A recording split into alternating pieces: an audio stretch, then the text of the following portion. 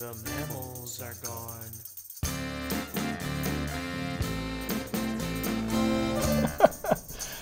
They're circles. I love that music. It's good stuff.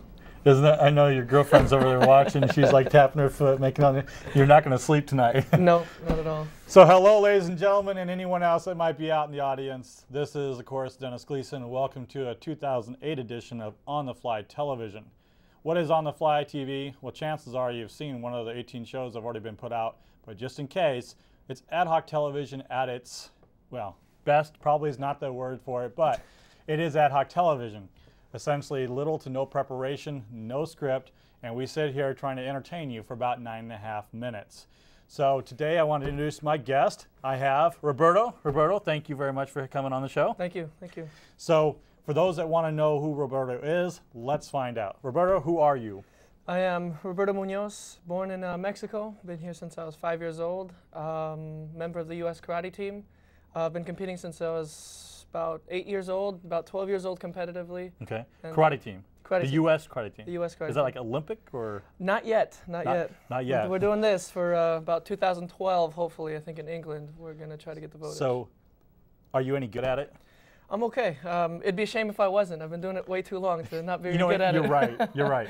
So you're not a kid anymore. You're obviously in your college years, right? So do you have any medals, trophies, or anything like that in your belt? Yeah, a lot of local tournaments around here. Since, like I said, I've been competing since I was 8 years old. So about 5-6 times a year when you're is what I would call amateur coming up through, and then at the national level, Pan American World level, about 3-4 times a year I get. So have you ever been to the national level before? Yes, I have. And did you do anything? Were you carry-on baggage for yeah. that? Or were you actually the first time was actually a very bad experience. When you're not prepared for that kind of competition, my first time at nationals was already in the advanced division. Okay. I didn't go as a beginner or a novice. I went my very first year to the big right leagues. to the top. It right was, to the big top. It was one of those moments, defining moments, where I was either going to. Aha! I shouldn't be here yet. Let's hit the reset button and start again. It was more of whether I'm going to do this recreationally, just for fun, or I'm going to come to win, because Take it losing, seriously. nobody likes losing. So. Now you said negative, bad experience. I like to try to think of it as anything that really hits you, light bulb moments.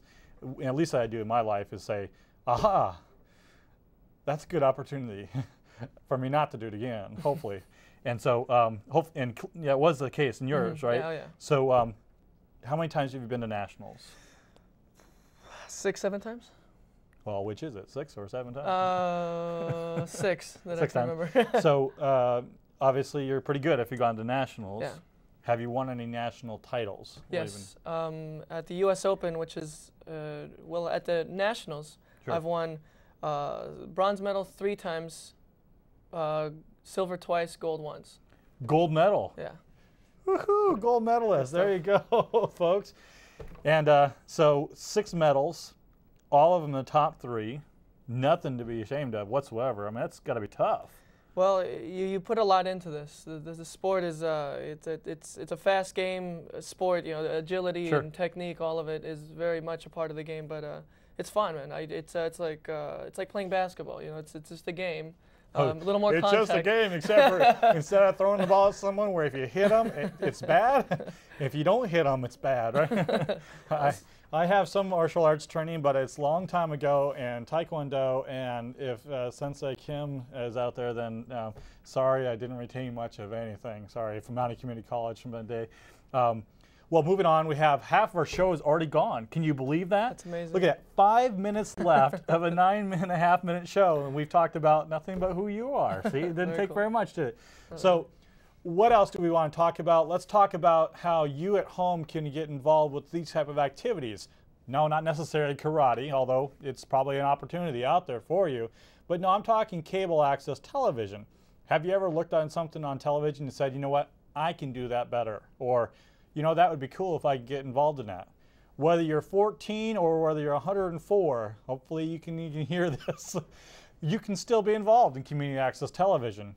This is being rebroadcast through the Portland metropolitan area, and so if you live in that area and you want to get involved, our email address is being put up throughout the show. Feel free to go ahead and send me an email.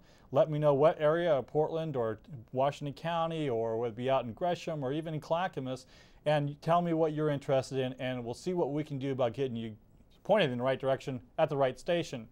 Anybody can do it. I don't have any talent, and I'm here, so you too can be on TV if you're interested. So, have you ever been on television before that you know of?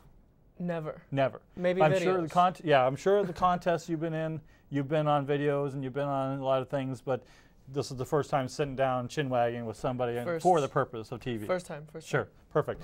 So it's been quite a while since the last time we filmed. I think the last time was right before Christmas when we did 18, and of course the holidays, you know, people get wrapped up in it. So we've talked about karate enough for the time being. I might con you into one of my other shows later. Christmas, is it a pain running around trying to get things for other people as it was for my family? My Christmas it's okay. I mean, you do it for the little ones more than anything, for the family unity. So, you know, to get everybody together, it's really worth it at the end of the day, and it necessarily doesn't have to mean presents or what you got somebody. It's just showing up and. What is one tradition that you think that you have in your family that you don't think anyone else has? One tradition. If the list is only one. I mean, we got 2.5 minutes of talk time left, so go ahead. Let me think. When we have family gatherings in Mexico, we have to rent a place out. Okay. Because I have like so many people. 40 cousins and 12 aunts on one side, aunts and uncles on one side, 10 on the other. I mean, it's huge. See, and that's cool, because here in the States, it's so hard to get more than a dozen people together unless you're paying for people to fly all over the place. And you know, that's one thing I really miss about having a lot of family members, is they're all over the country, and it'd be hard sometimes for us to get together. And I would love to have a Christmas or any holiday really, to where I can go and you know, maybe your viewers at home believe the same thing as I do, could be out to get together with all your family members, the one you want to talk to, and unfortunately the ones you don't, the ones that remind you why you moved away from them. So is there any special gift you got this year that you really cherish, or that you've used a lot, or you have around all the time? I'm pretty simple. You know, a lot of times I tell my friends, you know what, don't get me nothing, I won't get you anything, and in that way we're okay. But it's always the little things that that mean the most, and you know, just having someone show up and give you a box of socks, like, hey, thanks. You thought about me while you were at the store, you know, cruising down the sock aisle or whatever. But you know, someone's on your mind. Cruising down the sock aisle. You know what? I think Roberto needs some more socks. Last time I saw them, they had holes in them. So maybe it was a message, right? Someone offers you a piece of gum, it may not be because they have it with them. But we're winding down. I'm sure you have friends or relatives that might be watching this, and if so, then you might want to say something. Is there anything you want to say out to your peeps or friends or anything peeps? Like that? I like that. Yeah. My peeps, my mom and dad, because they're my biggest. Talk to them. Talk to the camera. They're my biggest supporters. They are my biggest fans. Always. My parents, you know, you have to. You only get 2 in your whole lifetime, and it's. Most people get 2. Some people know I'm divorced, and my son has more than 2 parents. And your girlfriend Ricky's here, and I'm not going to embarrass her today. I will reserve that for later on. So we have about 15 seconds left to go. So again, if you're interested, folks, in getting involved in television production, whether it be on the talent side or on the production side, send me an email, tell me what your interests are and where you reside, and I'll see what I can do about pointing you in the right direction in order to work on your dreams coming true. Thank you again. This is Dennis Gleason, and again, Roberto, thank you for watching.